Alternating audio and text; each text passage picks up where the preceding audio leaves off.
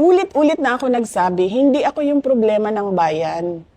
Ang problema ng bayan, korupsyon, kahirapan, kriminalidad, illegal na droga.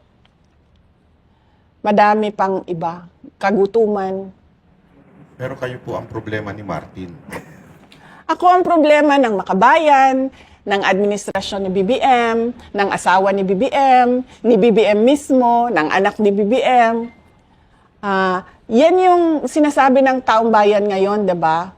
Bakit tayo nakatutok sa paghabol kay Inday Sara? Ito ang listahan ng problema ng bayan. For the most trusted source of news and information, visit our website at www.bomboradio.com. Follow us on Bombo Radio mobile app, Facebook, YouTube, TikTok, and X, formerly Twitter. Like, share, and stay connected. Anytime, anywhere.